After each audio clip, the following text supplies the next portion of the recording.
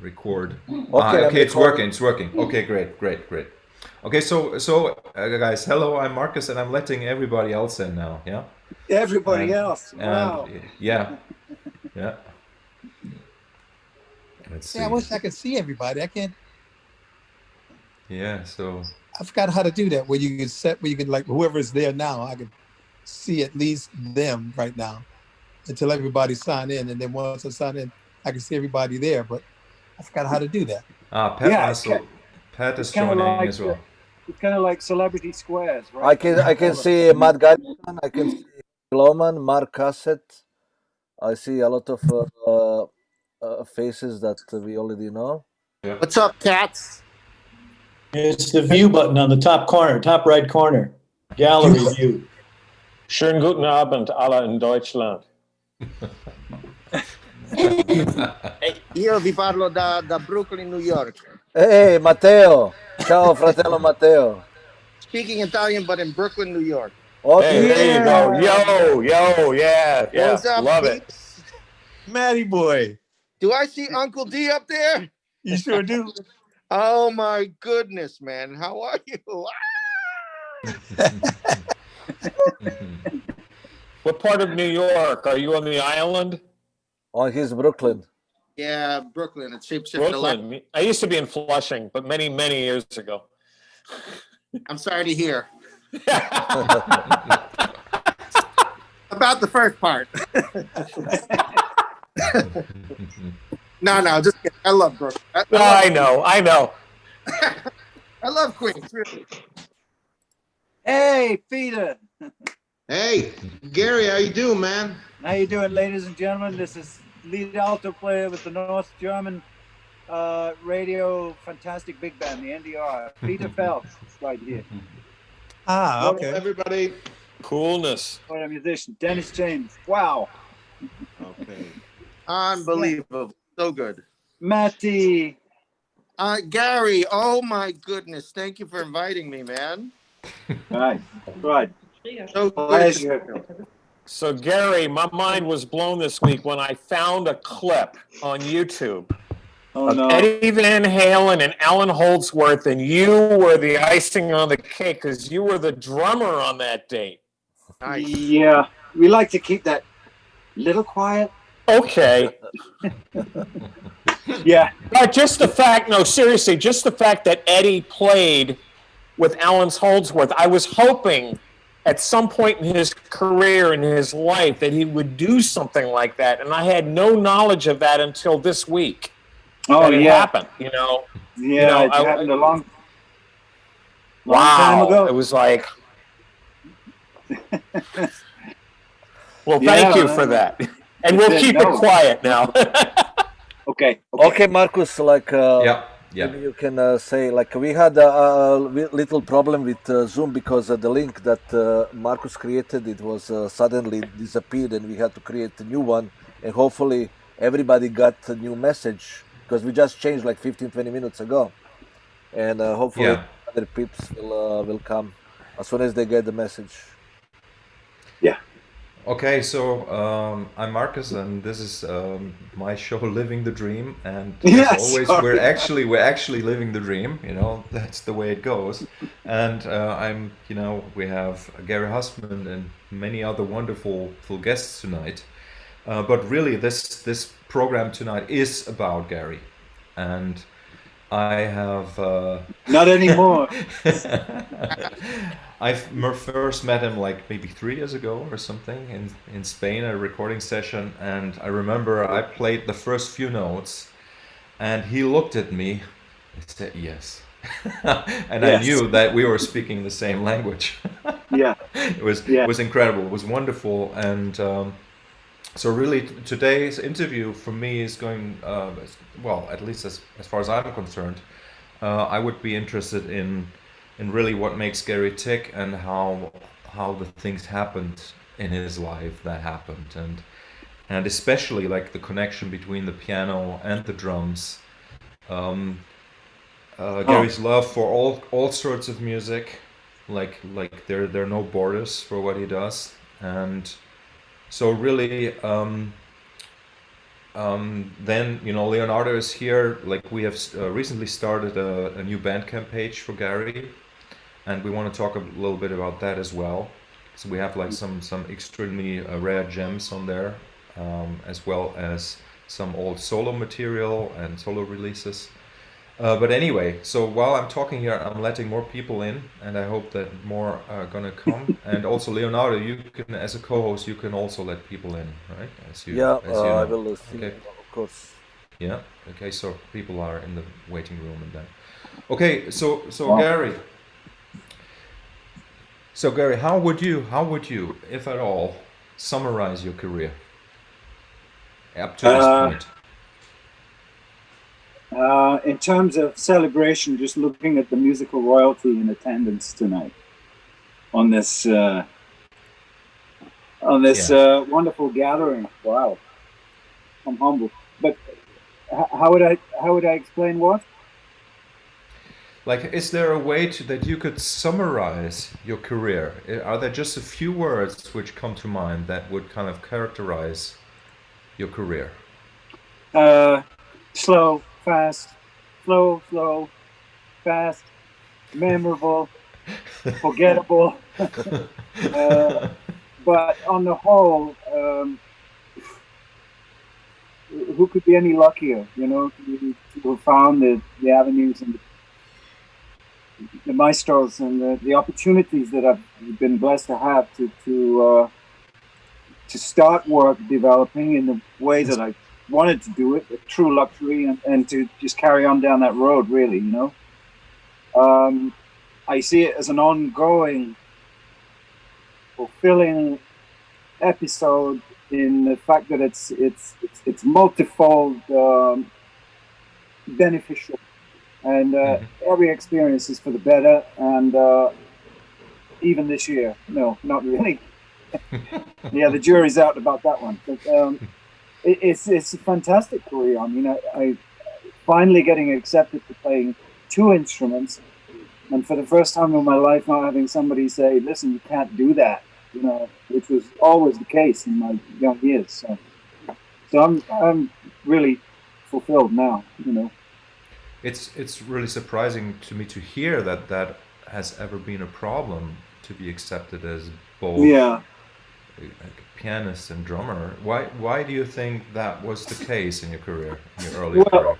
Well, I was just advised. I mean, there are a lot of multi-instrumentalists on here too. Maybe they went through some similar things, but I was just advised, albeit subtly, that you never really get taken for being the real thing on either instrument if you've got something else that you're doing to an equal visibility. And it was the point of it all being was that people were going to get confused and not know which one of you is the real one. Yeah. Whereas I didn't understand why you couldn't really be instrumental on 2 instruments and be taken as a dual instrumentalist, And this was always a kind of a problem, but never to me. And I'm happy and lucky and blessed to be able to say it hasn't been a problem for most of the special people that I'm working for and with now. So it's all great. Yeah, it seems to me like it's a little bit of like the old-fashioned music business that where people were telling you that you could only really be good at one thing, or you would confuse the audience, right? And I don't think that artists, among each others would actually care. They would actually appreciate multi-instrumentalists, and because of the cool things you could do in a band if you have somebody playing keys and drums. Well, I think it's really enriching for those who kind of pursue that kind of path, because you have the situation where one is not only informing the other, but benefiting the other in extremely positive ways. I mean, we're just trying to manipulate your way into rhythm and be as precise and inventive as you want to be and sophisticated as you want to be. The drums gave all that to piano for me, Yeah. Mm-hmm. and certain coordination kind of things. But the piano gives breadth and dimension to drums in terms of form and in terms of general musical thinking, as opposed to just being a guy who hits things all night. You know, Yes. nothing wrong with that. I love it just as much as everybody, but whatever can expand your dimension of music, I think has got to be for the better, no? Yeah, yeah. So And so, as far as I know, the piano was first for you, and you were Yeah. classically trained. yeah, And you had mentioned your female piano teacher yeah. to me at some point. So Yeah. and at which point did you first start drumming, and what was the occasion? Well, it was about 3 years into my attending lessons with her, and she was really just on my case with intimidation and violence, and you know, several other forms of nasty kind of manipulation and and just weird vibes, and really just it was the competitive nature of the whole classical world, which was really troubling me, because all she really wanted out of somebody like me, because she knew she was never going to get it from me, but she wanted concert platform, protege, this, and I was never going to be that. So, so as soon as I started playing drums, that was to piss her off, basically, you know, and it worked. and then she fired me in the space of a week after that. Phoned my dad and said no more. So you know, it's a famous story now. So you were like 15 or something, or no, more like 13. 13. Wow. Yeah. And Yeah. so do you remember what the first things were you played on the drums? Yeah, theme tune from Hawaii Five-0. No, I'm kidding. No, I was trying to emulate Mitch Mitchell. Okay.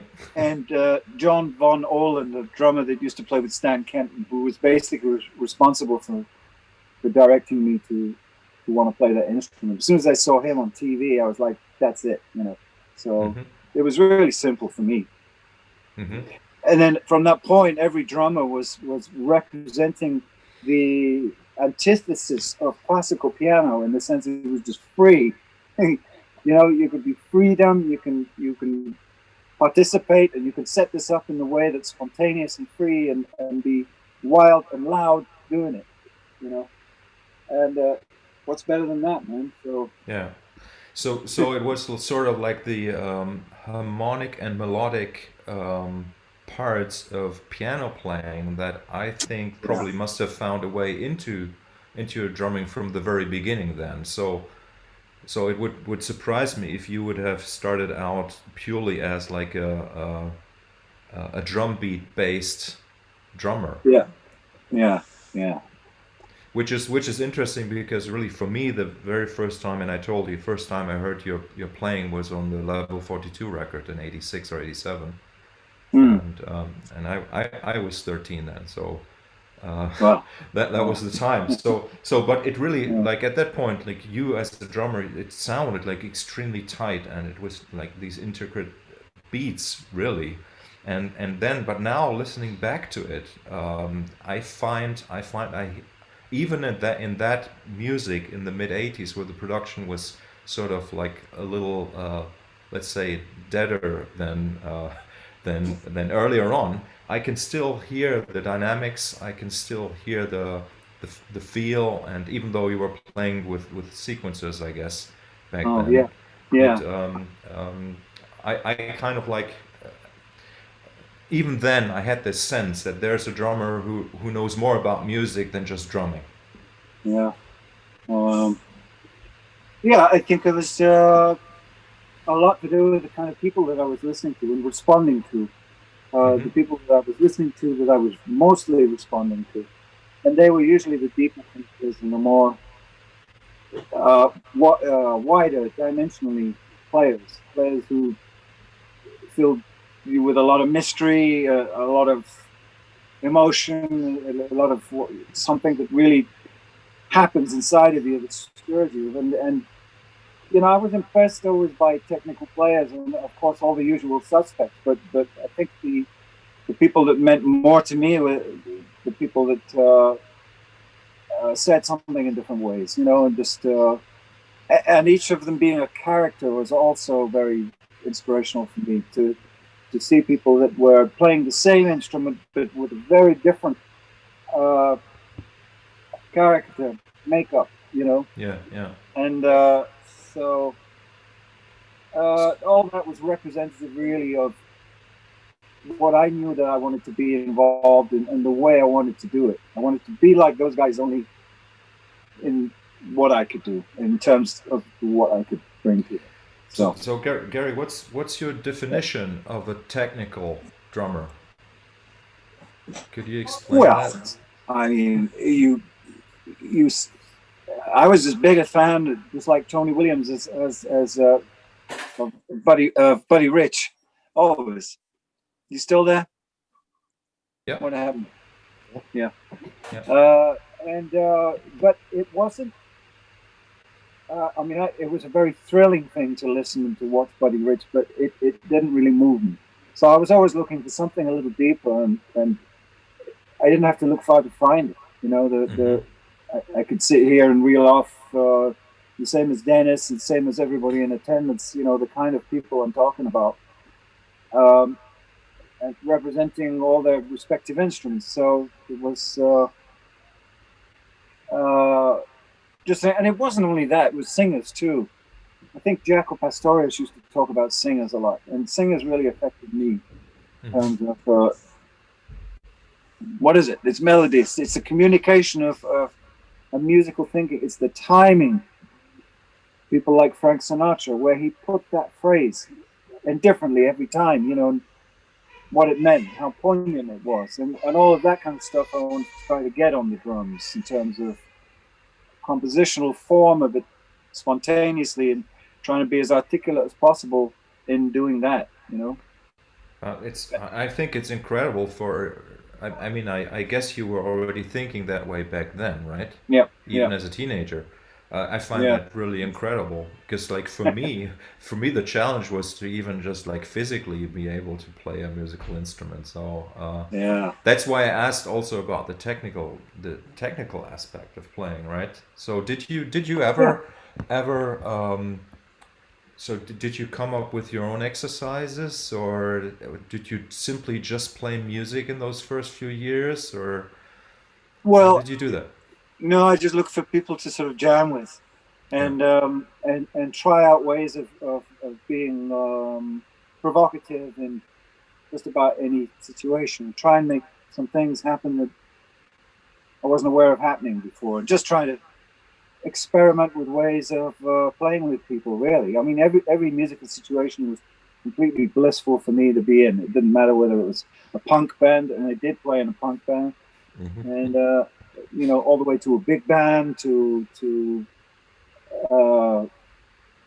small folk group or anything. It didn't matter,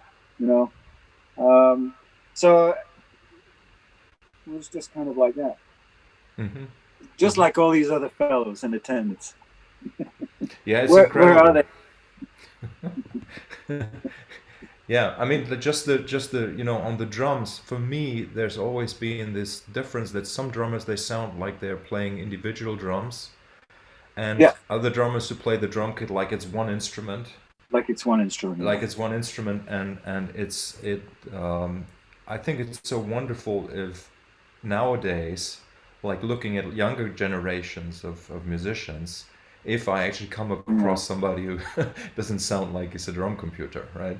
So, and it's funny that I say that because I'm a very methodological guy with my own stuff, right? With my own playing and everything, but really with the drums, I think it's and so like with the piano, for example, where you play one note and the whole instrument resonates. It's the same with the drum kit, and I find that that sort of awareness is sometimes lacking these days. So So what was the next stage then? So what really happened after the first, let's say, 4 or 5 years? Well, I got the opportunity to have a gig, first gig, and by God, was it trial by fire. I mean, I'm playing in a big band, but I couldn't drive, and I was 16 years old, so I was only allowed to play and play the best that I could, but don't say anything because you're 16-year-old and you're just a kid. So shut up, and you better play good. So this was basically 2 years of that, really, and figuring out how you get to one gig after another. You know, men sleeping on train stations, you know, getting lost, and hey, I mean, it's a fantastic experience. You learn to find your way in life, and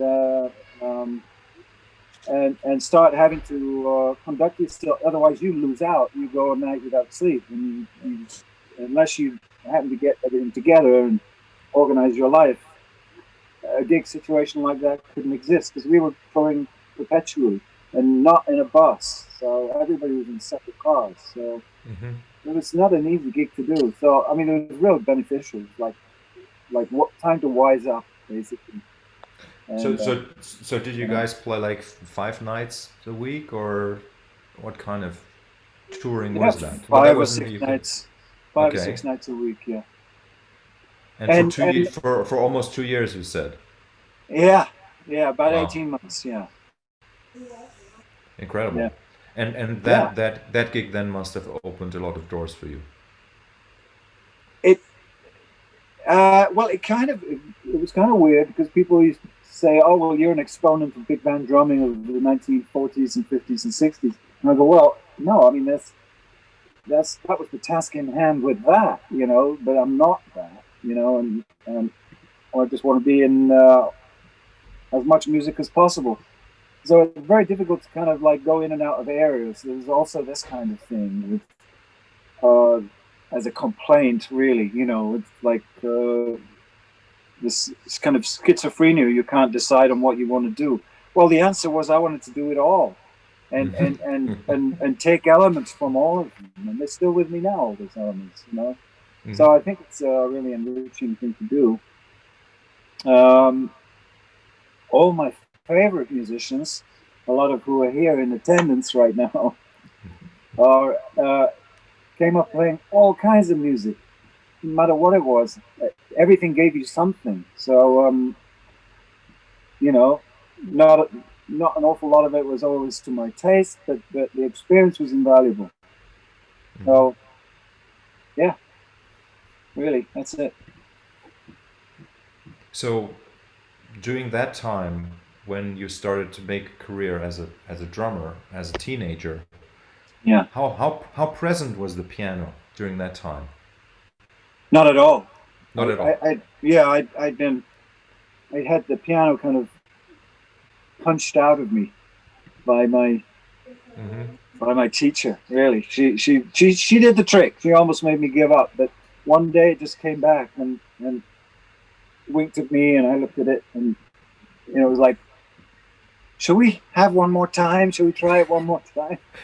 And I kind of looked at the piano, and yeah, okay, maybe. And yeah, so I was in a kind of renewed state of involvement with the instrument, completely, very differently than before.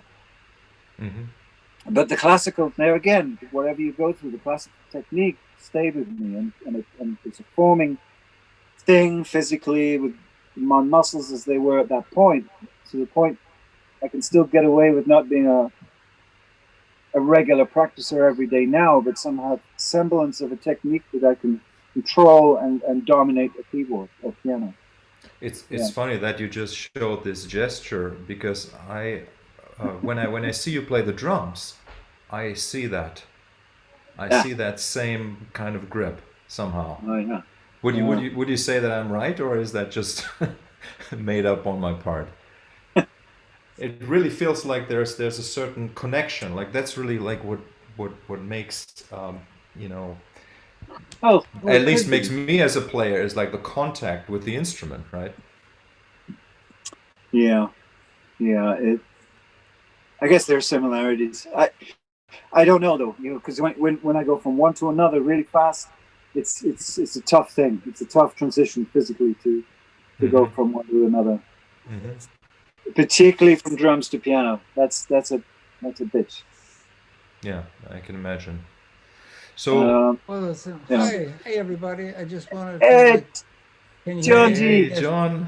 Hey, how you doing, all? How you doing? Brother John. No, because I've just been listening. Is it Dennis? Yes, sir. Oh, Yeah. Dennis! I didn't see you up there.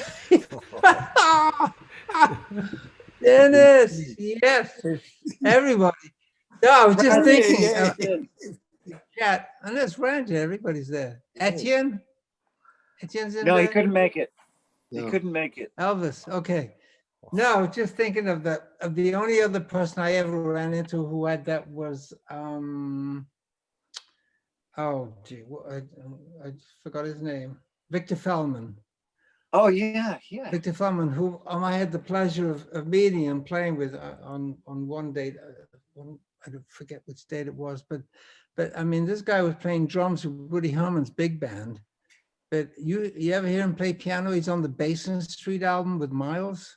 And Yeah, he's killing. yeah, He's killing on both. yeah. I mean, you know.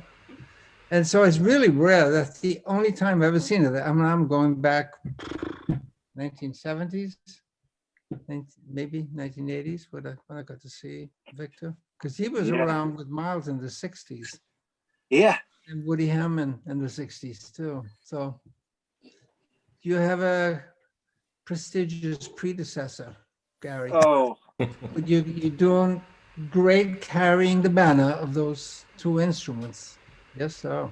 thank you, John No, G. it's very rare. No, it's really rare. I mean, drums and piano, I know they're both percussion instruments, but, you know, like Yeah. you're playing drums with your finger. You know, right? Yes. Yes. Yeah, it's a good. It's a nice schizophrenic endeavor. Yeah, I like it. That's a nice name, schizophrenic endeavor. Like, I love that. Yeah, but really, isn't it for people like us, right, who love music? I mean, why shouldn't it be a problem, just to tackle the things that speak to you, to play? I would even attempt to learn the trumpet if I had a use for it, right? It's just my love for music, and so that's why it doesn't surprise me that a lot of people I talk to have a talent in one field. They also are very good at other things. It's just normal. It's just that I think like capitalism or something is trying to tell us that you should only be doing one thing, really, in a way. And Maybe, yeah. I don't know about that. I really don't know about that because I would like to play two instruments, but it just doesn't work. No? No, I can handle one and that's it. And I would love to. I think with the drums as well as I think when Gary Sir was talking about how he would get flack for people saying choose one. You got to be, what is it? Drums, piano. I think the only people, they want to be Gary. They can't be Gary. So the only way you can give him grief is say, hey, choose one. Secretly, we all would love to play, drums and piano, like John G said, but he's one of the rare individuals who addresses both instruments at a very high concert level and with total commitment and dexterity and improvisation and imagination. And those who can't be Gary, they have a problem. Yeah.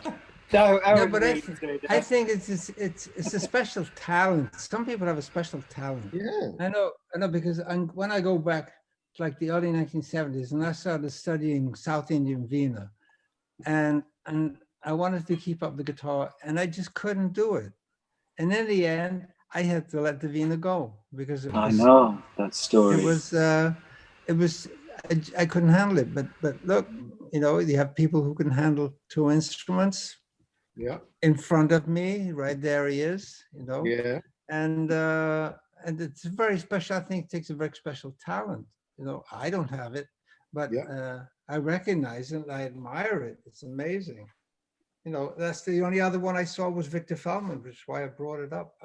Plus, he was a drummer and a piano player. So it's.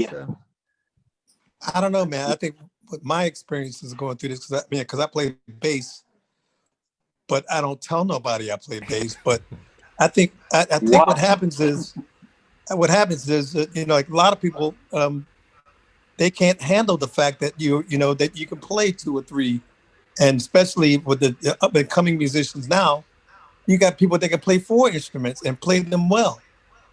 Like Chester Thompson's son. I don't know if you know him. This guy can play. Play killing guitar, turn around and play killing drums, play killing keyboards. He can sing, and he plays the horn. I hate people like that. Yeah. His name is Akil Thompson. And every time I see him, I just want to take a chair to his back. You know, like to his hands. Right. People just can't. They just want to put you in a box. You know, no matter if it's music. Say what? You know, when I heard Victor Feldman, he was playing vibes with Steely Dan. Yeah, and that was right. Also amazing percussion instrument. Yep. Thanks for reminding me. I hate him even more now. I remember that. No, I know. He was a good vibe player too. Gary, you ever play vibes? No, I never did. No, but Chick Corea has got an incredible fondness for his new marimba. So he's turning into a marimba player now.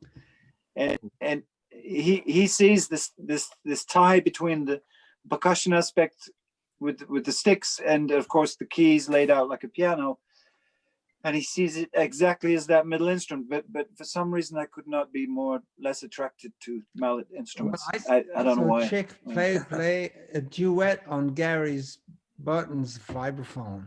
I mean, the 2 of them on one vibraphone. Yeah, and it was pretty amazing. Hey. Very good. Gary. Hey. Mark. Yeah, well timed. Oh, boys, I'm here to salute Gary. Yeah. But I can't believe all of these incredible artists that are showing up on the screen.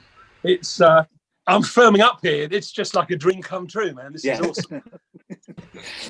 Nice to see you, Mark. It's great to see you, brother. Oh, thank you, John. Thank you so much, sir. Yes. Thank you, everybody. It's lovely seeing you. Yes, I'm thinking of the Blue Note in Milan when Soviet got completely twisted on limoncello. Was it? Oh yeah. Let's go Headache City in the morning. Yeah. Oh yeah. Yeah. Happy He was a paler shade of green. Yeah. Hey, so Gary, what is it about you that attracts all these wonderful people? Well, I pay them. Yes. The check is in the. Some are more expensive than others, and they have every reason to be, you know. And I appreciate that, but yeah, I do in fact pay all of them. So. Yeah. So Gary, let's just go back to maybe like the late 70s. So probably the major event there was for you to meet Alan Holdsworth, right? Yeah. It was maybe, yeah. Not to take over the whole evening with that, but it was pretty significant to me, since he was the first guy that refused to tell me anything about like what he wanted me to do.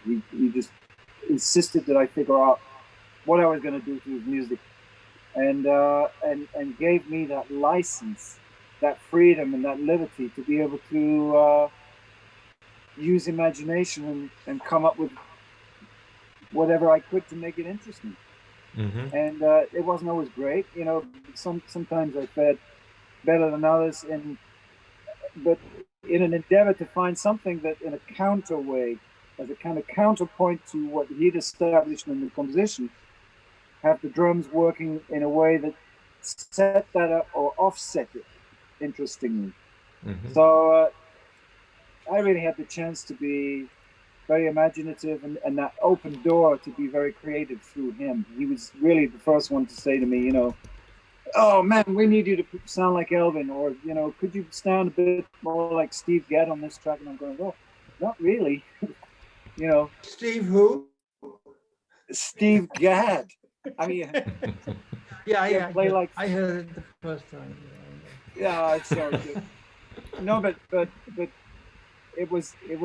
I didn't know how to react to that, and I didn't want to do some lame interpretation of somebody just, you know. And I have to say that the same happened with Mark. If you're still here, Mark,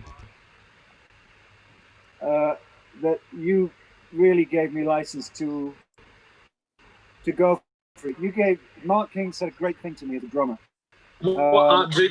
The one thing I've said, that's the one good thing I ever said. no, it is a great thing that you said, standing tall with the rest of the great things that you said.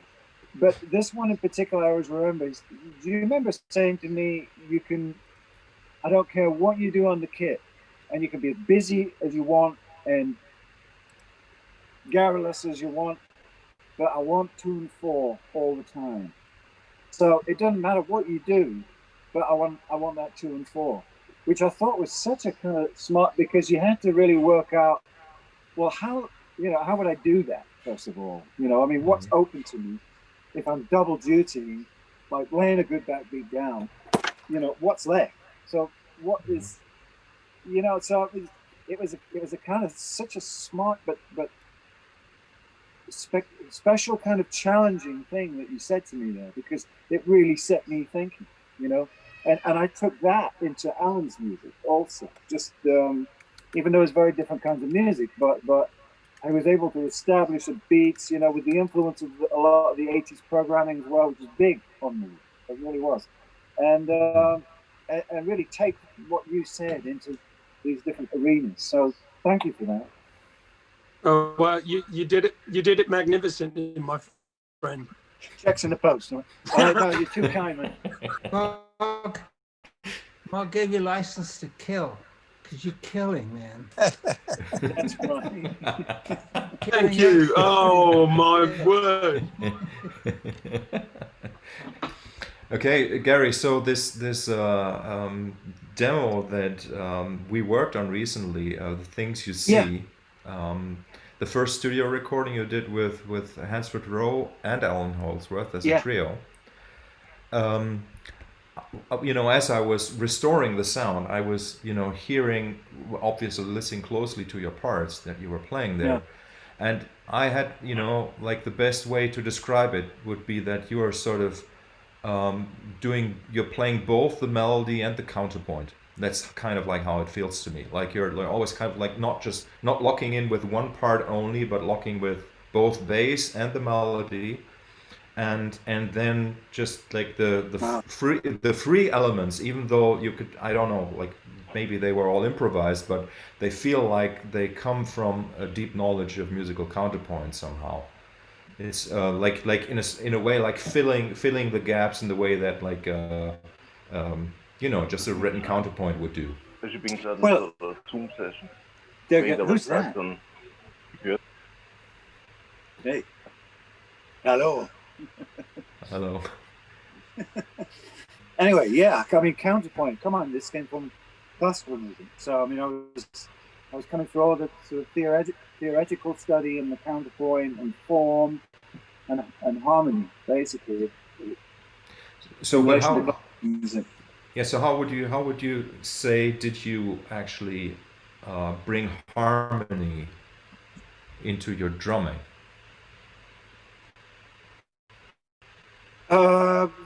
So not so that you know that it was there, but I hear it. Maybe I'm weird. I don't know.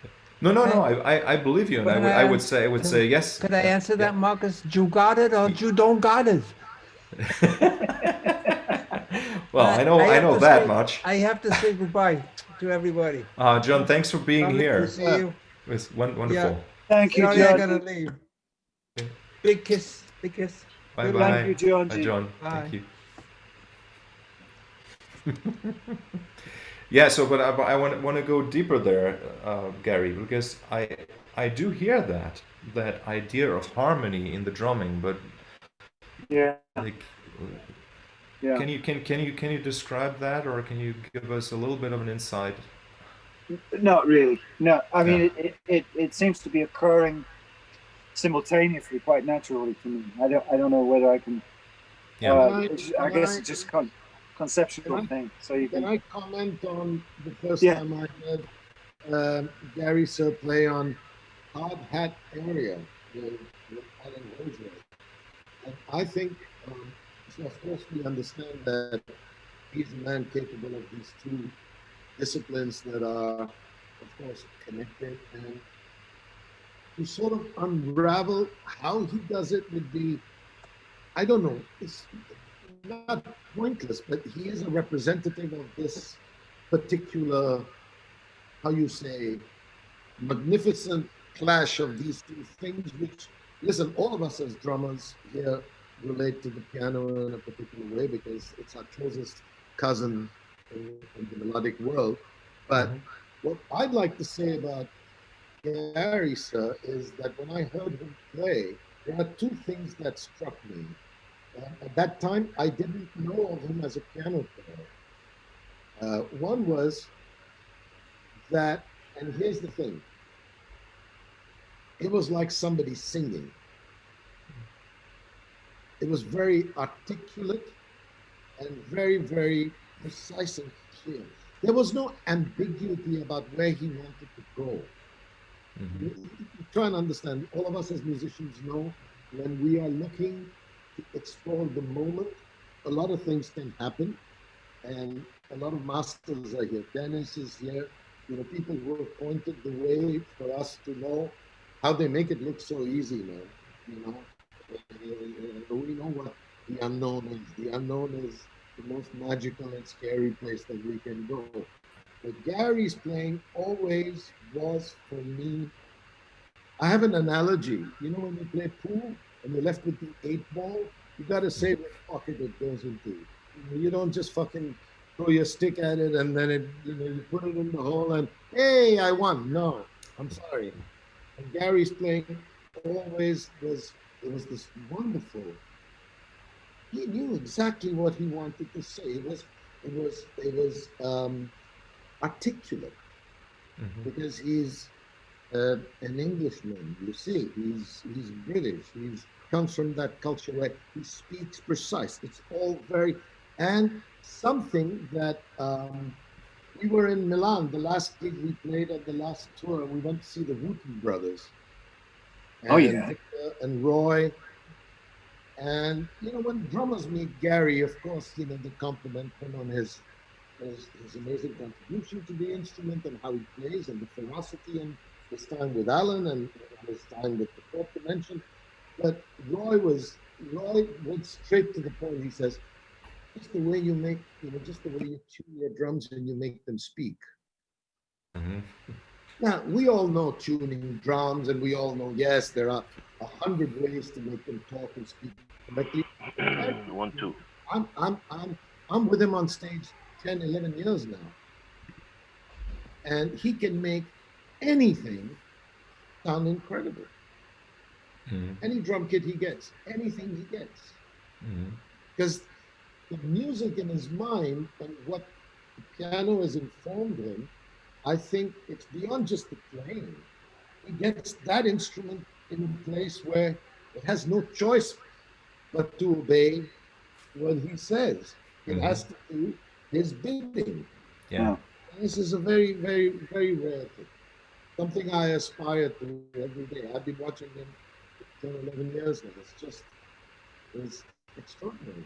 Yeah, I think the so much, Ranjit, man. Thank you, brother. It's just the Gary, truth. Gary, I think it's the development of one's ears, you know, like the listening, the Yeah. capability to listen, and that's Mm. also what you just described when you were, you know, talking about your formative years there, and when you Mm. say like counterpoint or harmony, and you say that you can't really describe it, I guess really, but what that education did, it opened your ears to listen to these separate layers of timbre, separate layers of rhythm, separate layers of melodies, and so Mm. having had that you know, opportunity to have such a good ear at such a young age, then obviously puts you into position like what Ranjit just kind of explained, and it's wonderful. I mean, it's just incredible.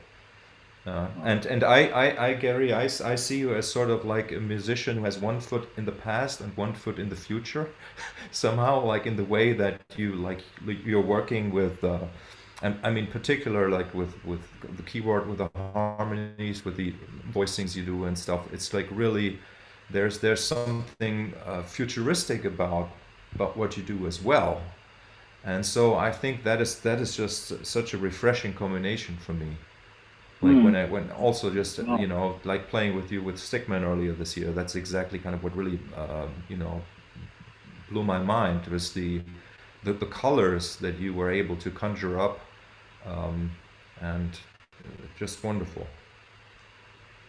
Well, that's spectacular coming from you, Marcus, because what you do, and for the attention of everybody in attendance again, Marcus is not only an amazing artist in his field of touch guitar and conceptually and what he does as a musician, but also an audio artist, and he, just getting back to this Bandcamp thing just for a minute, is responsible for optimizing to this wonderful level everything I've submitted. And that we're talking about stuff that come from MP3, from old CD master, or even cassette, you know, and you have this incredible talent to be able to do all that.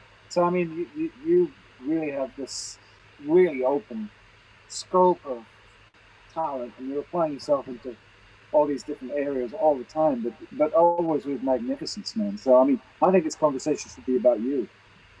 Well, but it's about you. Yeah. Yeah, you know, the difference is really, I believe that you had you were lucky that you at a very young age you had an opportunity to develop that kind of ear. For me, it took a long time and a lot of effort, and I come, and I don't know what your background is, but I come from a working class family, and it wasn't even common for kids like me to even go to music school. Yeah. So it was really you know, it took me a lot of work and effort to actually get to where I am. And so, but let's continue. Let's continue talking a little bit more about. So when was it that the piano came back into your life as a professional musician? I didn't do any work on piano until I met Billy Cobham. Billy Cobham. Yeah. Billy Cobham. I could say his name properly. Just involves too many pops on the lips, you know. Okay. Billy Cobham. Cobham. Anyway, so I'm getting closer to it now. But anyway, he was actually the first one to get me on stage as a performing pianist, actually. Which year was that? 92 or 93. Mm-hmm. Yeah, and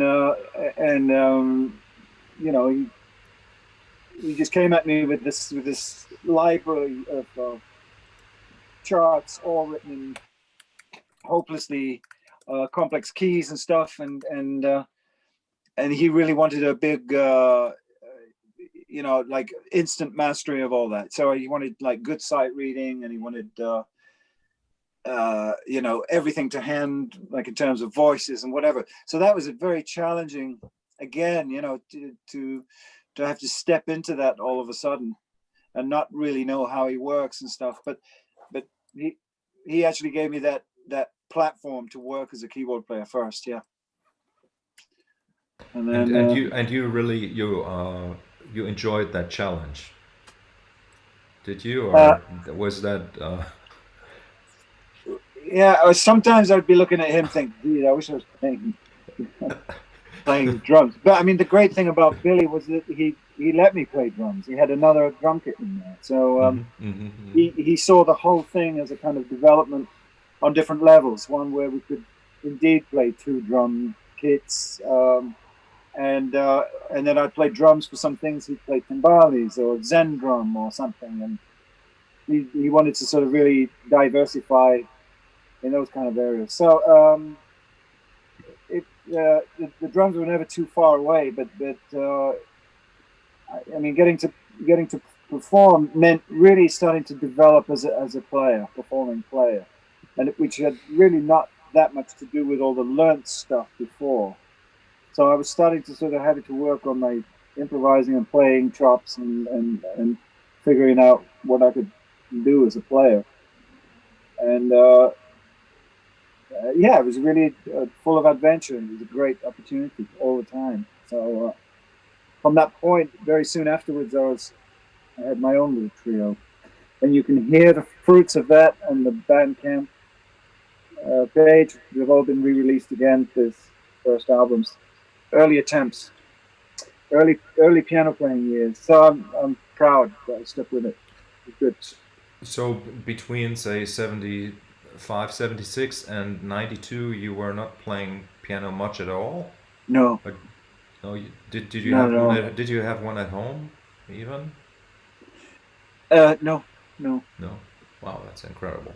So it really was like a newfound old love. Yeah, I sort of went back to it and just sort of like, where were we? You know, but I had to have that reason. I had to have that motivation to really go back to it for a very good reason. And it as much called me as I called it. Really, it just seemed to happen one day. Yeah. And so, you know. So that also means that basically from classical piano education, then the long break, you went into developing your own style of playing jazz, for maybe lack of a better term. Later on piano, yeah. Yes. Yeah. Just incredible. Trying to figure out what I wanted to do as an improvising guy, you know. Yeah. And that started to take shape, you know, and fall away again, and then you reform it, and then you smash it, and you build it again, and it's to the point now where, you know, it's getting somewhere. It's moving. Mm-hmm. Like all musicians, you know? Really. Anybody else care to say anything? Yeah. Any questions for Gary, or anything? More praise? No praise. No. Also, I would like to welcome Corea. Legendary Corea is here. Everybody wants. Oh, man. Wonderful. Hey, Gary. Wow. Hey, Chicks. Hey, Chick. How are you? I'm just waking up. I'm doing fine. That's why I got my virtual background. It's messy over here. Like, oh man, I've been really digging these excerpts you've been putting online of this conversation we had. So thank you. Yeah, for that. That was a lot of fun, man. Yeah. Yeah, that was really entertaining. Yeah. What's your Bandcamp all about? You didn't tell me about that. It's about really just sort of taking a handful of releases that I used to value and that have been in print for a long time. And even when they were released by people who said, well, we're releasing it because we feel sorry for you. So, I mean, those kind of relationships that I had in years gone by with certain record companies. And just to be able to, you know, now that they sort of exceeded their period with those particular people, I was able to get them back and try to do what I could to make them available again, because some of that stuff's good. So, you know, why not? Yeah, so it's not a Bandcamp, like it's not I thought Bandcamp meant you know, students come and you teach. Oh no, it's not. It's a great music portal, and I really like them. You know, I mean, if we're looking at that as some kind of online record store which you can personalize and kind of police, that is already set up in such a way that it's very, very fair to the musician. which is quite opposed to what I see at a lot of the other kind of streaming avenues that we have.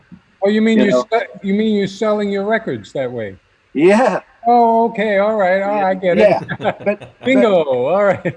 Yeah, but they're also there to be. You can kind of give them a good listening to before you. Oh, I see.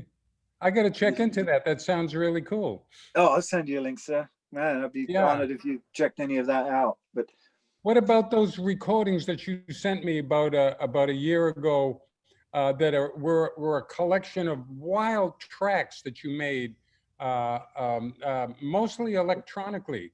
They blew me away. You remember I told you how great they were? I can't remember what they were. Is that one of the pieces that's in your collection that you're offering? It had there was several of them that went together. Oh, you've done so many of them. Okay. No. I'm just trying to work out whether you heard the Dirty and Beautiful albums. Yeah, dirty. Yeah. Yeah. Well, maybe you just heard the dirty part. Yeah. I don't know. Yeah, they were like a big party, like today is. Only unfortunately I can't see who's here, but there's a lot of guys on this broadcast right now. I see. I only see a few. I see Marcus, and I see you. I see Leonardo. I see Jimmy Johnson. Hey. Yes. Hey, man. They're great. And I see Matthew. That's all I see, though.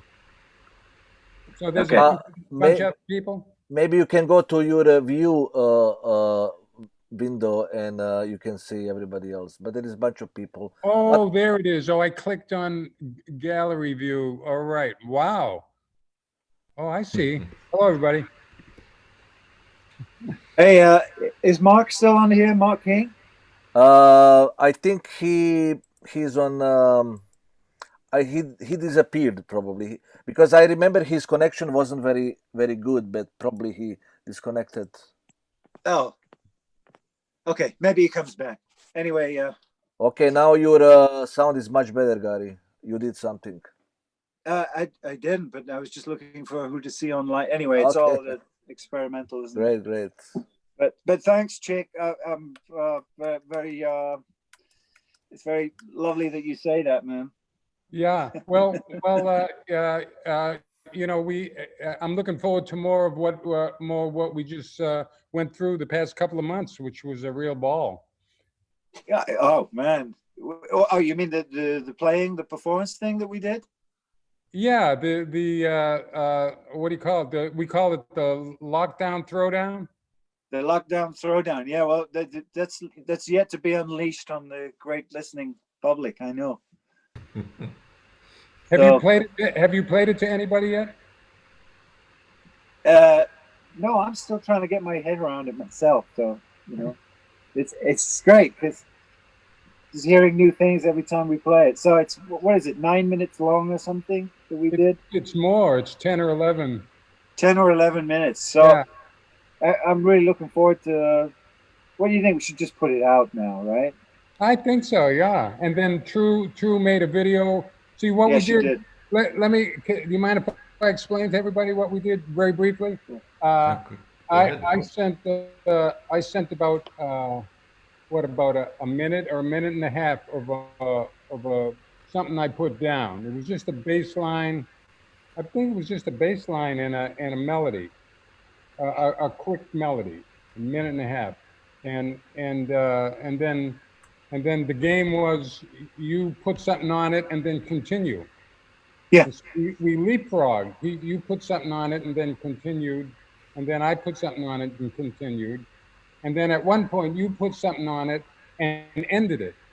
And I thought, no, this is too soon to end this. We're having too much fun.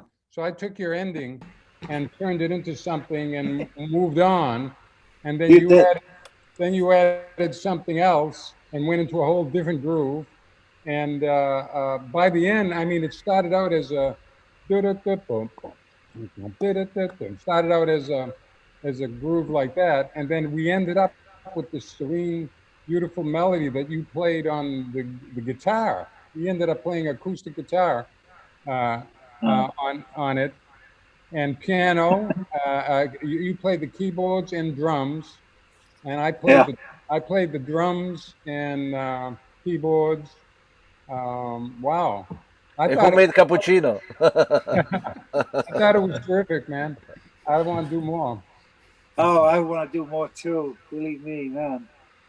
Lockdown, throwdown. Hey, looks like we're having a second wave, so maybe we start all over again, huh? Yeah. But that was such an honor, man, and so joyful because we were just really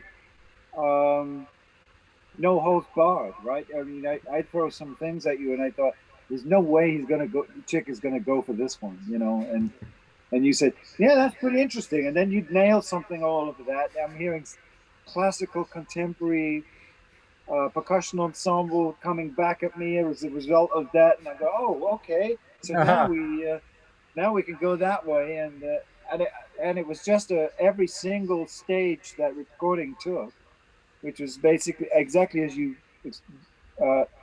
explained it, was amazing and such a departure on what we'd done before. So it really travels and then it eventually ended. Did we finally end it? Yeah, we did, didn't we?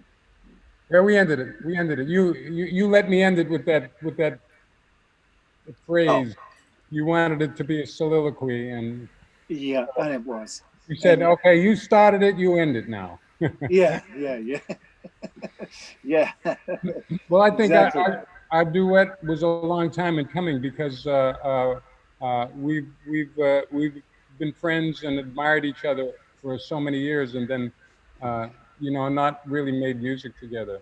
Same with Jimmy. We've known each other for a long time, and we really haven't made a whole lot of music together, man. How you doing, Jimmy? I'm all right, man. Thank you.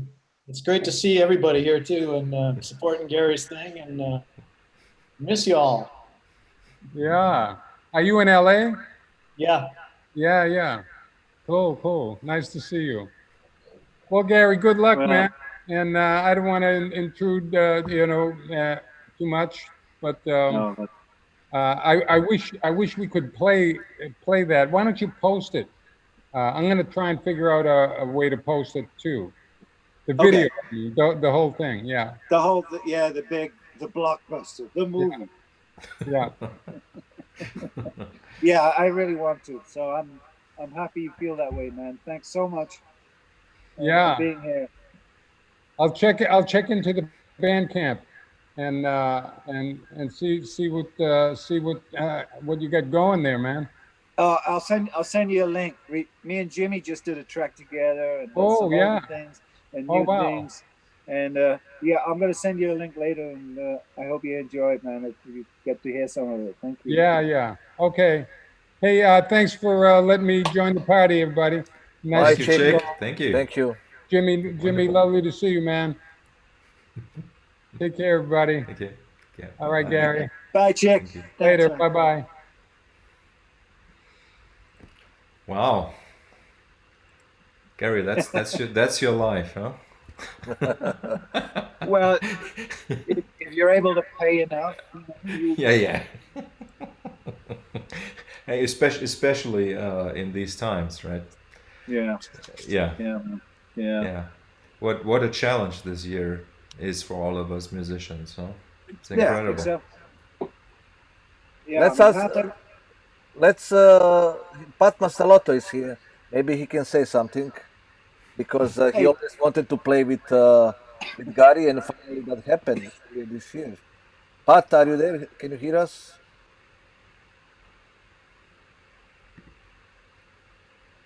Probably not. How you can okay. Now I can hear you. Maybe? Yes. He's there. What's the question? Sorry. No, the question is because I remember, I know you for many years. You always wanted to play with Gary, and actually that happened earlier this year, and maybe that was a very, very unique experience that we all know, like, who was involved. Maybe you can tell us from your point of view, perspective, like the kind of experience of playing with Gary, and also that unfortunate thing that among 9 shows that we had to do, we had only one. Yeah. I was really afraid to play with Gary. Really. The first time I saw Gary, and you'll maybe remember this, I never told you this, I don't think, around 79 or 80 with Alan, you guys played at the Country Club in Reseda. Do you remember that place, the Country Club Reseda? Yeah, I do very well. But fly-in gig. I think you flew in, it was rental kit. I don't think you were on a tour. Yeah. Yeah, this was 82. 82? Was that late? Yeah. Yeah, well, I was working at that gig, so I held a spotlight on you guys. Oh, man. I was a crew guy up there, so I'd work whenever I didn't have a gig. I had friends that would hire me to do a loadout or whatever it was, rent my gear or hold a spotlight, so I could watch you guys sound check and play. So, you know, I don't want to play with Gary. It's like I can't even fathom what he does most of the time. So the keyboard, that's what made it all fresh. Then it got exciting. I said, oh, to play with him with keyboards, that's going to be wonderful. So yeah, it's a privilege. Oh man, that's amazing of you, Pat. Thanks, man. I had no idea. Oh yeah, I'll tell you another one, Gary. I did a session at Motown. It was somewhere in Hollywood at that point, maybe late 80s. And I was tracking with my back to the control room, and I finished and came in the control room, I guess, and you were there. And it made me get all nervous. I don't know. Come on, Pat, man. To think I'm tracking and this guy's right behind me is like, I don't know if I can go back out there now. Pat, man, I've always been a colossal admirer of you and from your all the different realms you're playing in. I mean, a lot of what we're talking about tonight, actually, we're talking about breadth and dimension in music and being of the advantage that you gain from being in so many different situations and what stays with you and what you can bring into other situations. Sometimes very unlikely things. And I think we're all products of that, especially people like us who have been through pop situations, to jazz situations, to fusion, to rock, to prog. And we have elements of all of it. I mean, I just love that kind of melting pot idea. And I think we're all a product of that, really. And I think the sort of healthier ones of us are really show that. You know, you can hear, or you can almost pinpoint. They're so clear in everybody's makeup that, man, he's got that thing, and he's obviously done that, you know, and he's got this kind of rhythm where he's obviously had experience in this realm, because he can bring that in a very unlikely way into something else. And isn't that a beautiful thing? Gary, have you ever written a book? Have you written a book? No. Yeah. No. It should be something like effortless mastery. You can go way beyond the instructional booklet, you know. Well, do it. Well, I don't know. That's great. Hey, Pat, you look great, man. You look well, and yeah. Well, I am. Yeah. That's I've been wearing my mask, dude. That's quite a man cave you're in there. Look, I see. Yeah, I kept trying to find a better backdrop. I don't know if you watched. I started on my iPhone. I couldn't figure out how to do it. So now I can see everybody, but it has to be on this screen with that. But I was going to get some Dubatine and try to black it out. Wow. We're in progress already. Oh, it's great. I like it's perfect as it is. Look, electronics everywhere, and oh man, it's a fucking mess. And it's the other great. one's a real mess. It's a den. All guys need a den. You know, it's the room we never leave. For me, for me now, it's upstairs. So I head up, and that's it. You know? Right. Good on you, Pat. Man, it's great you came today. Yeah. Thank you, man. When are we going to play again? Damn it.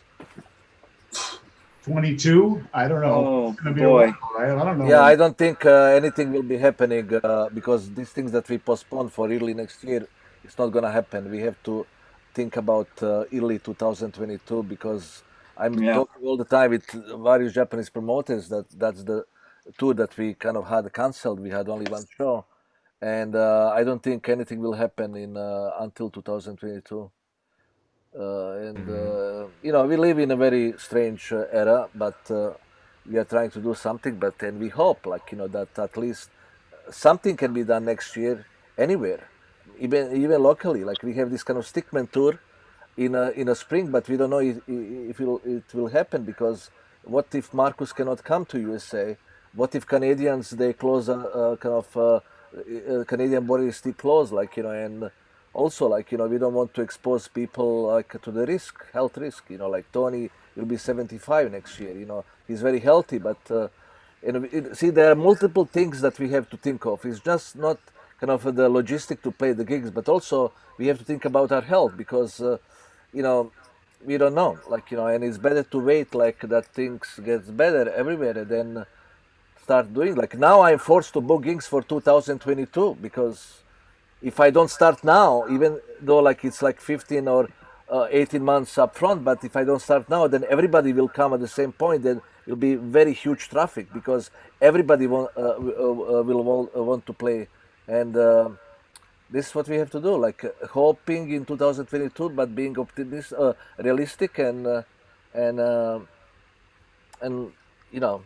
we don't know. It's a very uncertain moment in our life. But definitely we have to repeat that with Stickman and you because we had nice ideas, nice plans, but unfortunately we did only one gig. But fortunately, we have the album. we have album. Actually, CDs are ready yesterday in Poland, and they will be shipped very soon. Then I will send everybody CDs, and that's a good news. Finally, CD is ready, and it sounds wonderful. That's great, man. Hey, Well, Gary and gang, does anyone want to see what's going on at a music venue in Brooklyn right now? Yeah, please, tell us. And I will be there in few hours, as you know. We have a gig. Leonardo has a concert here in a little bit to live stream, but I just wanted to show you we're doing this social distancing event where students are gathering to work with the Afro-Latin Jazz Orchestra. I don't know if you guys know that from Arturo O'Farrell. Every other one. Yeah, that's right. Used to play with Jim Seeley. I'm about to show you right now.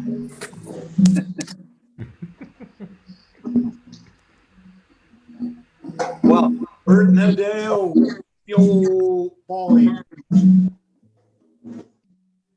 So we're doing a social distancing. That's Arturo's son playing percussion right now. Some young folks. And we're doing a whole bunch of stuff to keep this place, safe and healthy. Everybody's getting their temperatures checked, and they have to keep some distance, and everybody has to wear a mask. So, just wanted to let you know what's going on over here. How brilliant, man. And how we're trying to make it work, as a music venue for everyone to be able to perform at some point. But, man, it's, we have no idea what's going on. It's just, it's a mess, But at least we can do this. At least we can do these things streaming because that's the only thing that we can do. And, right.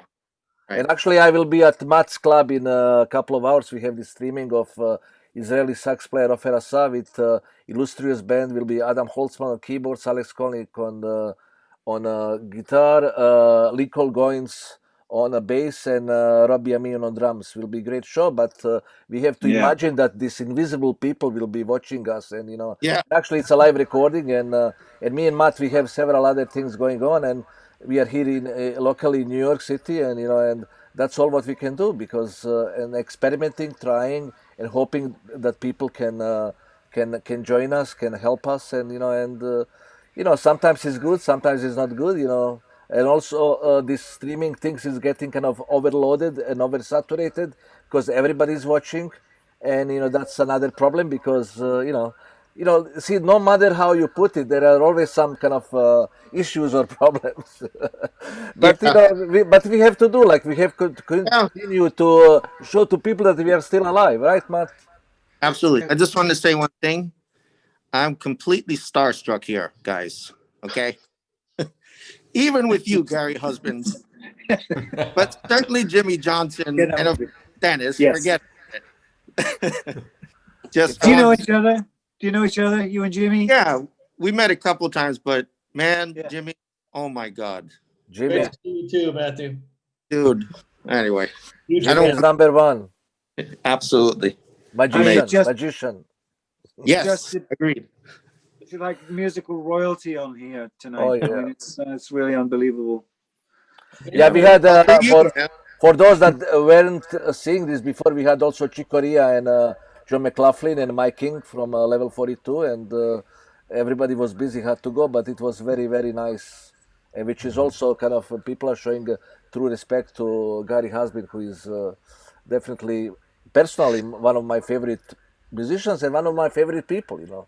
And the man of the moment. Yeah, don't sound fucker is Russian. Oh, guys, yeah, listen, I'm flattered. You know, really, just this whole thing is really flattering and humbling. Yeah, and I appreciate it. I appreciate it. But great to see Matt. Are you still there, Matt? Yeah, he's. Yeah, it's really. I admire it so much what you're doing, man. And I know it's such a fight, but you're such a fighter, and you're like you're every bit as a boxer as you are a musician, and it's like really inspirational that you're doing it. And you got that premises, and you are fighting for it, and you deserve. You will keep it, man. I know you will. Yeah, and some really good stuff is happening, man. So I'm feeling uplifted. You know, it gets depressing, but it's I don't know, just seeing how people have been coming through when it's necessary. And, you know, Gary, I think it's you're probably feeling the same love, you know, in terms of putting out this project and the music that you're trying to present, what you're presenting to the world. Yeah. And how people come together and they want to support and help it move forward. I mean, we're seeing it, we feel it. It's not just a pat on the back and a heart on on Facebook or something or Instagram.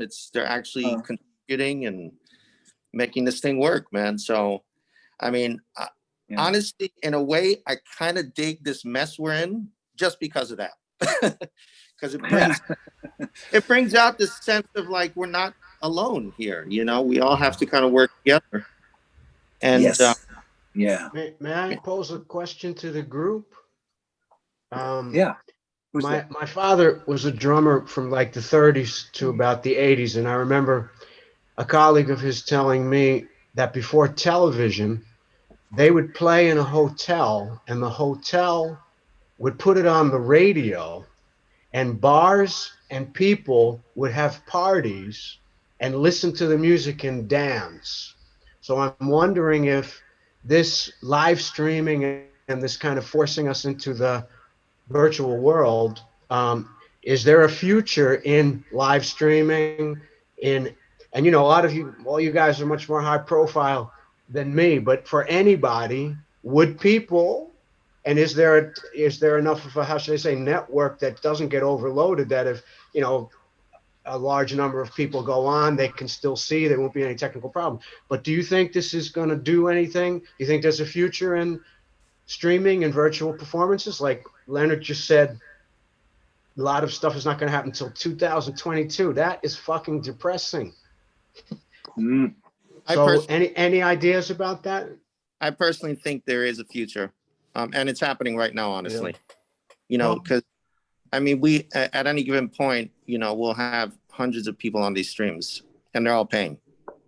Oh, okay, that's cool. If you let them know that that's the critical mass that they have to be dealing with, they have to is there a lot of, how should I say, a lot of administrative work to get that many people to track it, or you just send it out and they just decide and that's it, and you're lucky you get 500 people and they pay or whatever? Or yes, Robert, there's a problem. Yes, synchronizing. There's a problem synchronizing. You got to be in the room together.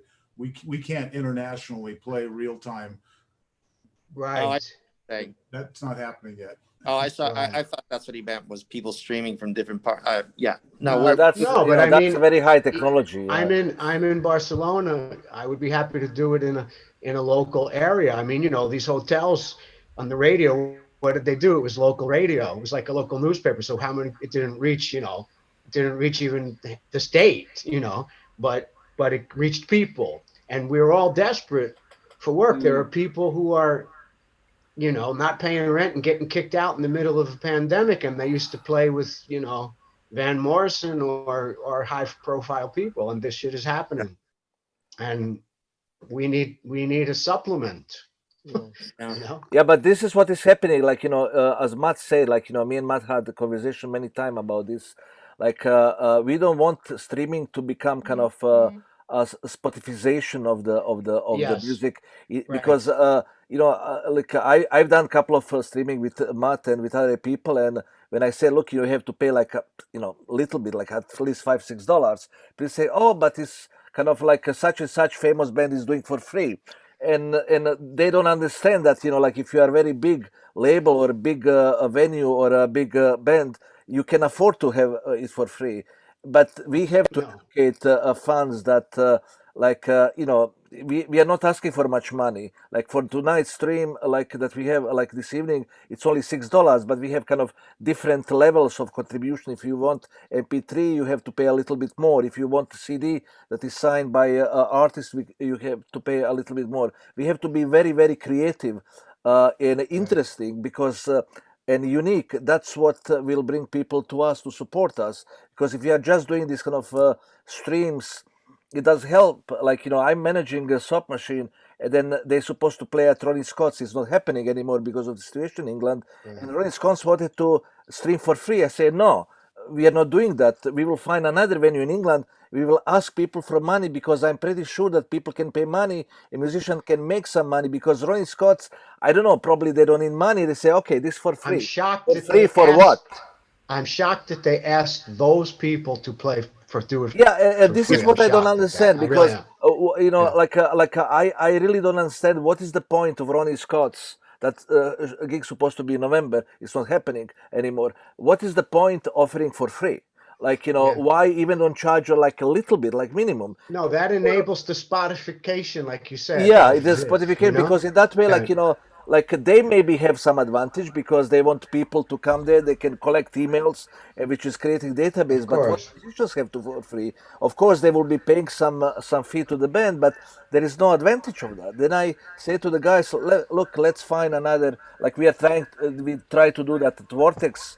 And maybe we'll find another venue, and we'll do, maybe not now, maybe in January, when situation in England hopefully is a little bit better. But that's the very important thing, that we have to let fans, like, you know, look, you, if you really like what we are offering, you should give us something. We are not asking like for $50 or $70. We are asking like for $5 to $10, and and you know, it's hard to convince people, because there is a lot of things that is free out there. That's the problem. Like, you know, we live in this kind of society, you know,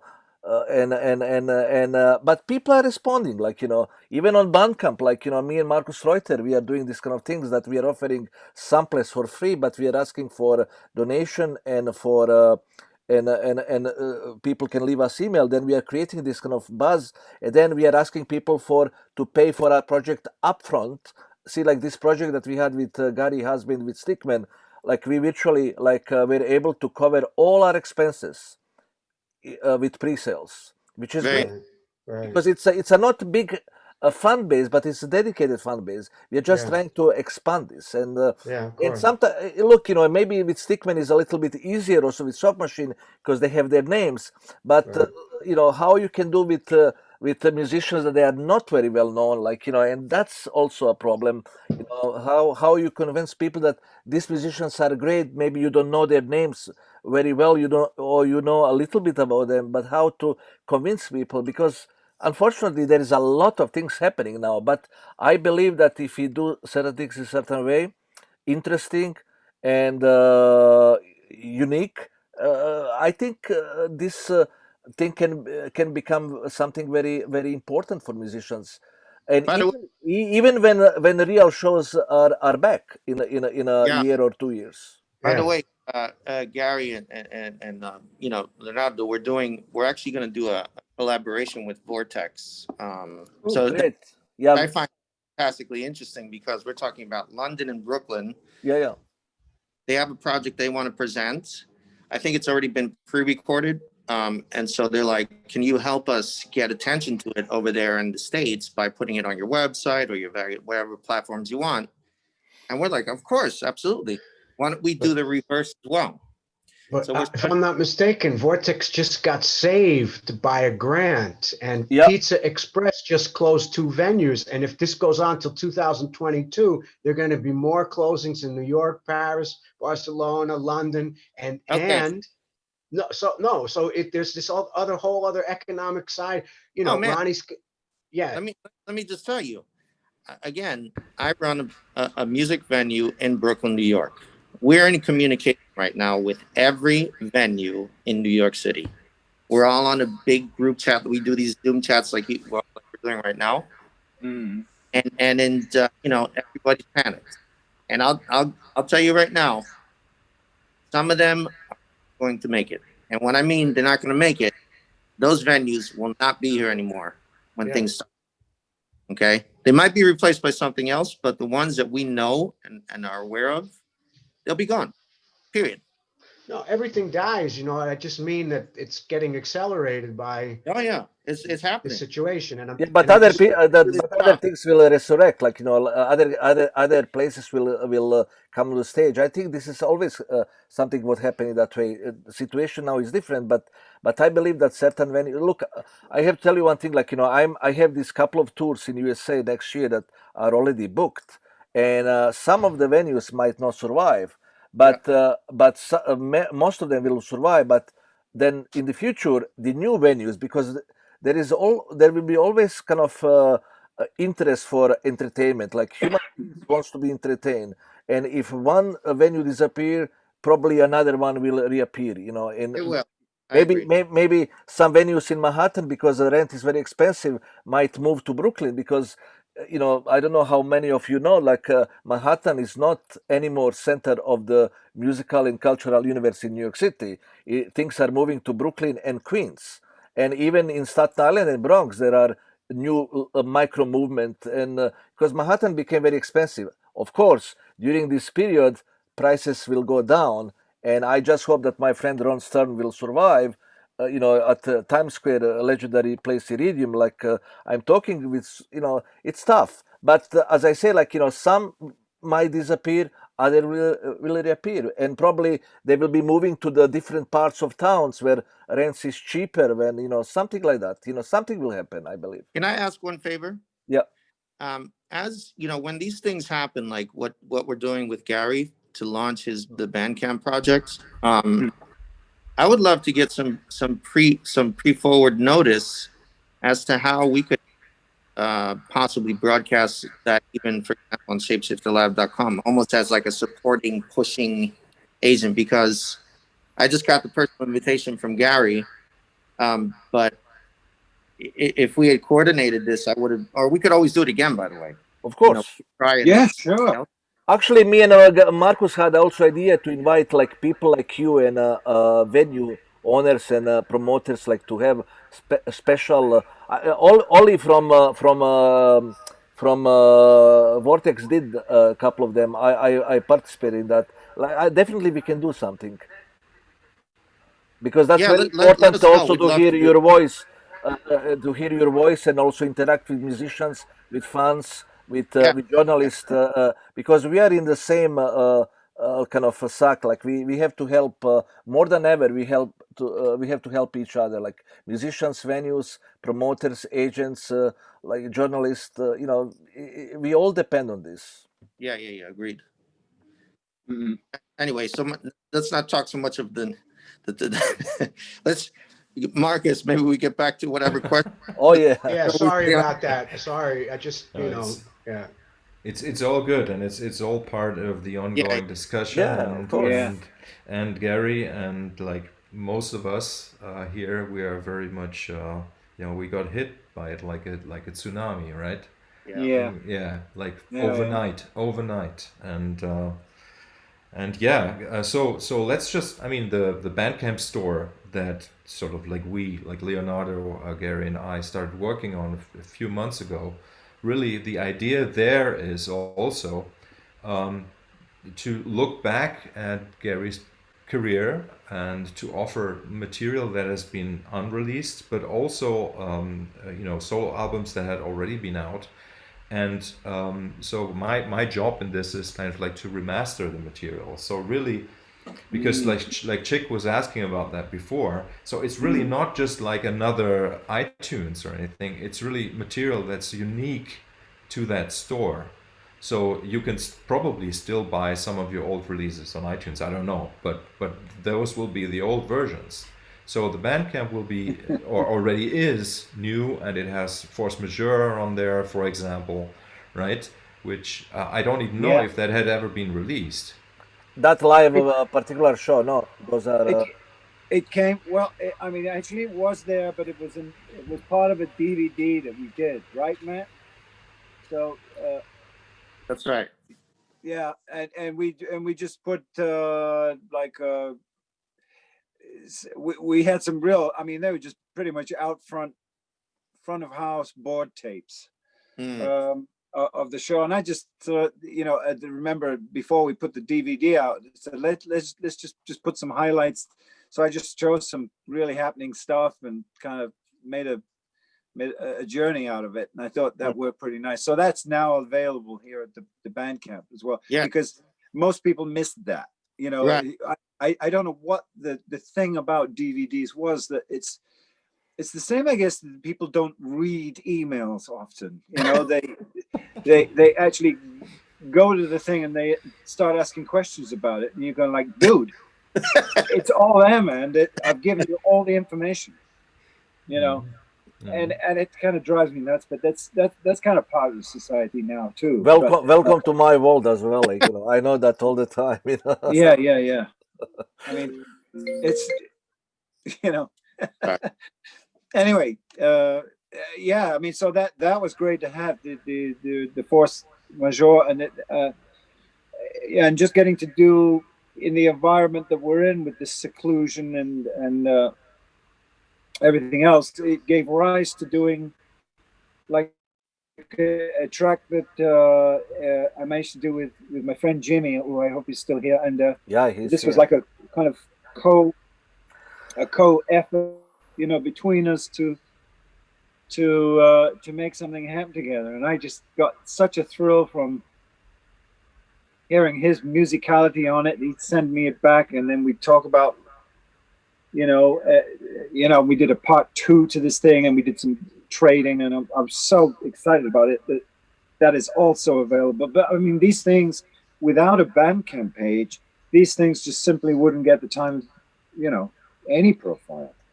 Mm-hmm. So it really is the ideal place to be featuring really things that couldn't happen in any other kind of environment. I think it's a wonderful thing, and I think that terms are really, really fair towards musicians. And I love Bandcamp, basically. It's really a big blessing for musicians. When I first signed up there in 2010, I think I put something up, and just 5 minutes later, I had my first PayPal transfer. That was for €5 or something, and it was exactly what I'd asked for the track. So the money immediately kind of came to me, minus the PayPal fee then, right? But Bandcamp at that point, they didn't even take their 15% up, off in front, or, they kind of kept an account in the background, and only, took money once you reached a certain level of debt, let's say, towards them. And so really it has turned out to be a platform that people who love music frequent. It's not about people who see music as some sort of a byproduct of their emotions or whatever. It's really people who love music, and there are obviously a lot of musicians are on there and making a good living of selling music there. And as I said, it's really it's a unique outlet with unique material, where I personally believe even that the quality, like the sonic quality of the music, doesn't even have to be great, because you have people that get there for the love of the music, And just Gary said to me last week when we were working on this, when I was working on the restoration of the Hansford Rowe and Alan Holdsworth Gary Husband track, that Gary said, "Oh, I don't mind the noise. I can listen through that." And that's exactly what I mean. Is there are so many people, that love music so much that they wouldn't even care. They want to hear like this unique take on a particular song. They're interested in hearing, how does the version from 31st of August differ versus 1st of September. And it's just incredible.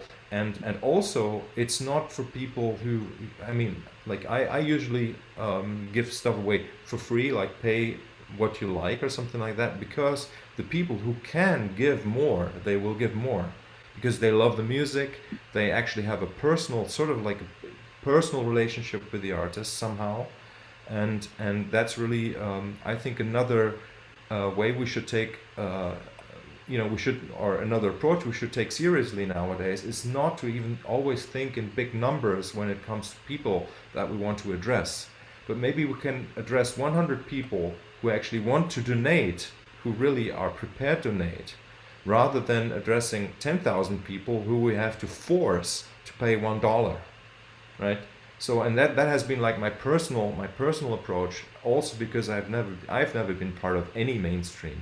So that's why I can afford maybe to work like that. But I seriously believe that if you find your tribe, if you find your friends, your fans, and you open your heart and you open your archives and you present it beautifully, then there is going to be support. And this is kind of what we're just only now starting to tap into with Gary's catalog. Great, it's great. I'm just so happy to have that stuff out there again, and things never heard before there, and I appreciate everything you say. And I know that it's founded in a long period of being involved in Bandcamp between you and Leo. So it's really happy about it. So Gary, what's the only thing isn't that cool is that there are several people that have opened Bandcamp in my name that are record companies or invariably record companies, and they're selling a certain amount of my products, and this is not the official page. So it's careful. It's to be careful that people see the right one, which is a little bit of a tough act. That's the only difficulty. Everything else is great. Yeah. So we should. Somebody's saying here is a question. Thanks, Simon. What is the page? So maybe we should say it is garyhusband.bandcamp.com. Really easy. And that is the only one. It's the only one. And will grow exponentially.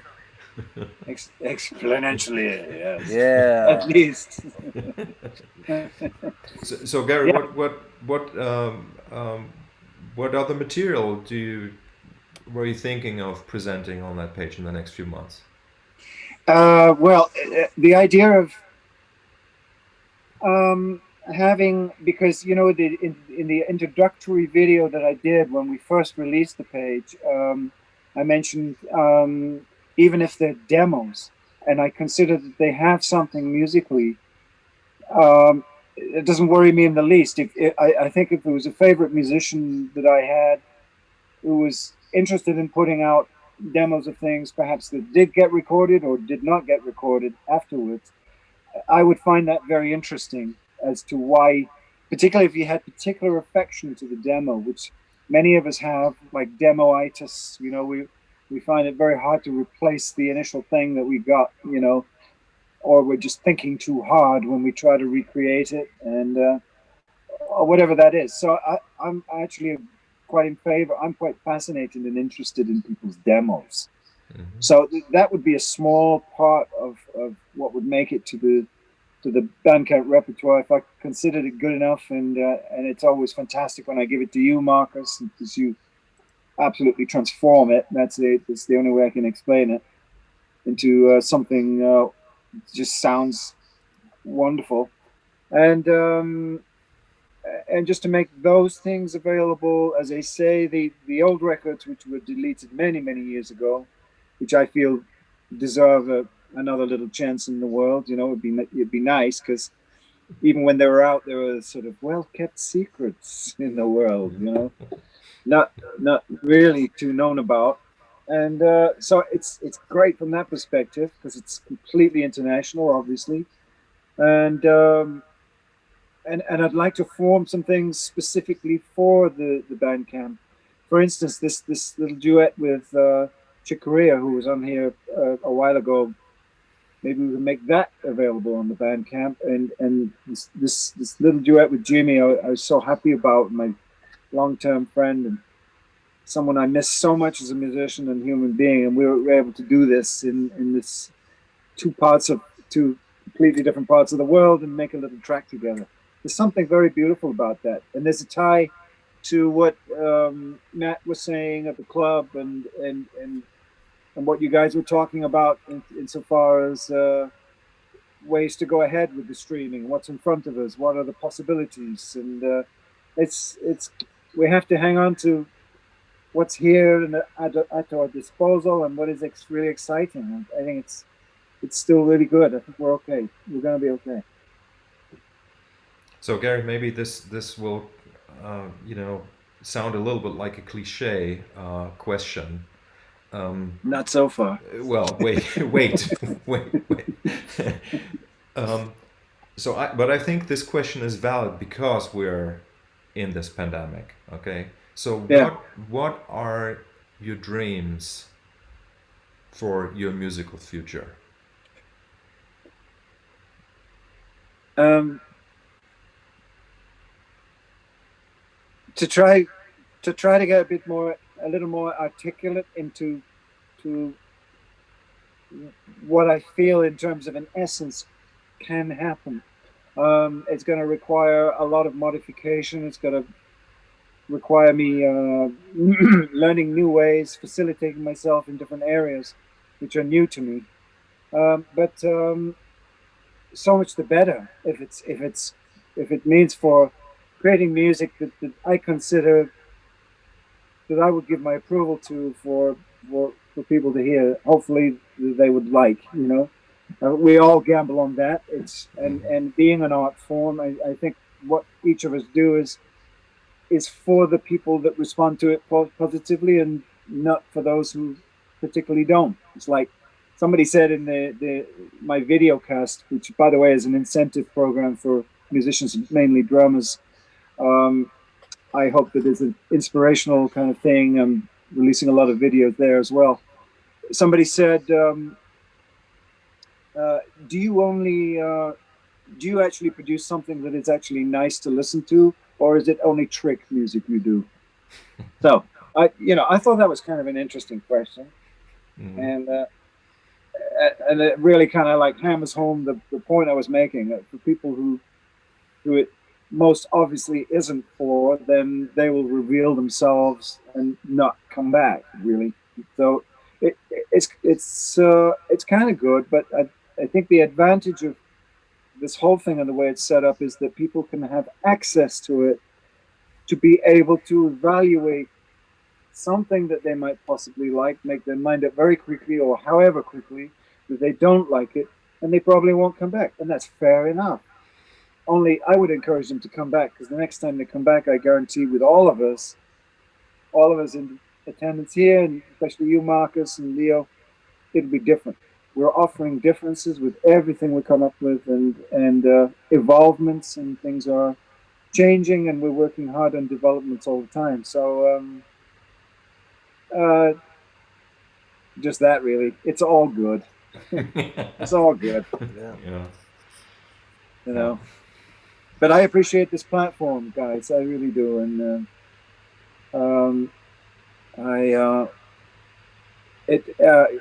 it's humbling because I can't be the only one sitting here saying that actually looking at a Bandcamp idea is probably one of my very few, and I can count them on 3 fingers, forms of income right now.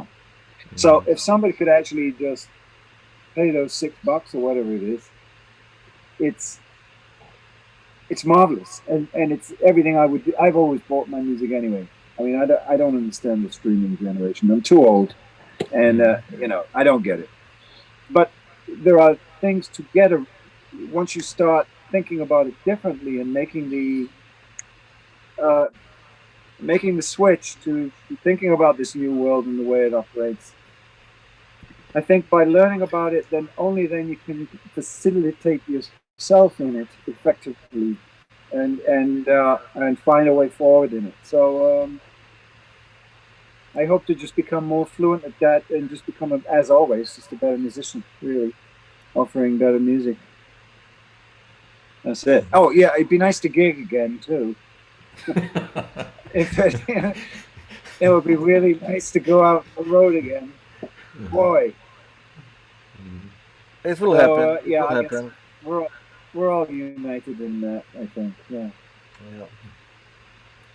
Yeah. So many special things. Just to end off that conversation, many special things coming up on the Bandcamp, I think. Yeah.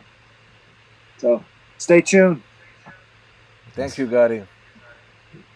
Yeah, thank you, Gary. Hey, Gary, I'd like to say something. You're recording with Markus, that beautiful duet recording that you did in Japan before the lockdown. You know, it's another, like this community here that we've experienced this afternoon, or experiencing as we speak, was a positive that came out of the negative.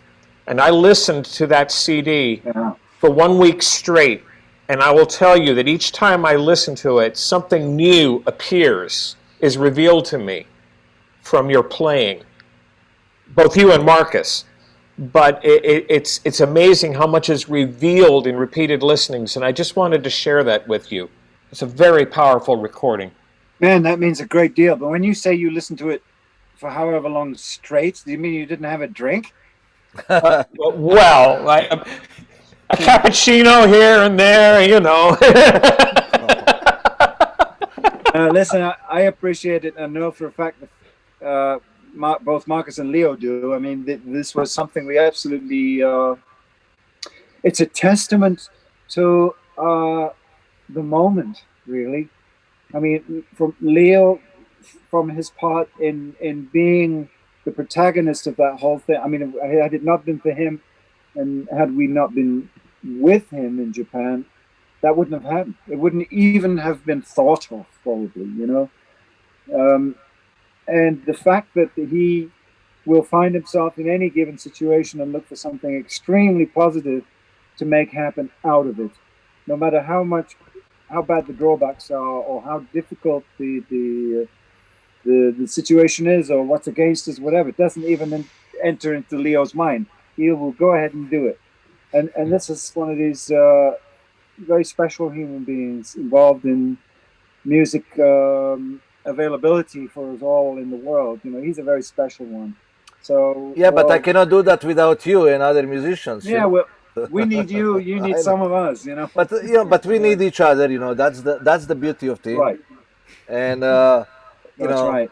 That's. But I'm very proud about this record because, as you remember, when we were in Spain, you are doing that record with Dusan Jeftovic, and you met Gary, and we did those nice pictures on the terrace of La Casa Morada. We were saying, very soon we will do something all three together. Because of course I know Markus for many years, and I know you even for more years, and it's happened. It really doesn't matter when it happened. It's important that it will happen.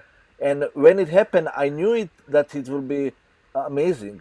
And of course, that duo will never happen if we didn't go there and we had the entire tour collapse in front of our eyes. You know, right. In Nagoya, the evening before the show, you guys are discussing the music in a.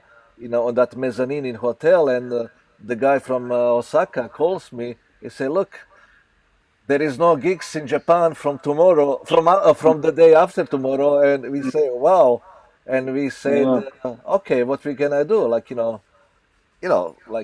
been, I have to remember my good friend Alan Holsworth, and Jimmy knows that. Alan called me Nardini, and very few people know why he called me Nardini, because saying you are like Houdini, like in each sleeve you have not one rabbit but two. I always have solution, but that solution comes out of the my need and my for survival. You know, I was always survival kind of guy, and but without you guys, I will never be able to continue this kind of survival. And you know, and for me, like, you know, I remember when I was just fan of music 30, 40, 20, 34 years ago, like I never was imagining that I will be working with virtually some of my favorite musicians and knowing more people. And I'm just very happy that actually that album happened, because collaboration between you and Marcus will happen anyway. But the fact that happened in those circumstances is giving even more power to not just to music, but for this entire kind of thing like that we're experiencing. Because it's really, as you said, it's a document and a manifesto of our existence. It's a very philosophical album. It's not just music. It's philosophy. It's approach to life, how we accept life, and remember, we knew that the world is collapsing in front of us, but we were in very positive mood. Remember, we went to the cigar bar with Tony, Pat, Marcus, and I, and we had good time. We knew that the world is collapsing, but we just had good time, say, because we knew something will happen, because something always happens. You know? Yeah. Yeah, and it did. So the gentleman that said that, I don't know where he went, but you raised the thing about the Music of Our Times record. I think I'm not the only one that's really proud of that, and I'm sure glad that we were in a position to take the inspiration of the moment and just go with it in such a spontaneous way. And it's in touch with all the good stuff. You know, it's just trusting the elements, trusting the instinct, picking up on everything that was about us. And in our case, it was like everybody who happened to be in Tokyo that day or Japan that day, where you saw these empty streets and complete abandonment of the high street. I mean, it was eerie, and it was just like we continue to see it right now. But this was the first time we saw it, so it was in a large capacity. It was very much a reaction to that, I think, in us all, you know, and music, Mother Music took care of the rest. Well, thank you for that. Thank you. Thank you, sir. Thanks for listening, because that's the big payoff, you know. Yeah, so even this format here, this you know, the reason why we're talking here is that I had to find a way to kind of deal with the situation, and I realized the big part of what makes my life as a musician is the contact with people I meet at the shows, the audience, you know, my friends, and just finding a way to kind of like reconnect like this was very important. That's also why I chose not to put up a paywall for these events, right? So but, and this is like, you know, I know that the people who are my friends, or who are our friends, who are here, who are watching, they are kind of like aware of the situation, and they are also prepared to pay more than the €6 or $6 that you just mentioned, Gary, for a release on Bandcamp. And this is just something I want to say again. People really who understand what's going on, they really enjoy to support via donations.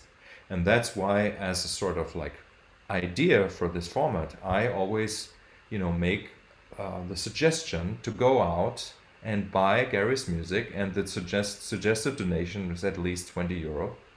Yeah, and this I think we as artists, we are allowed nowadays to say that.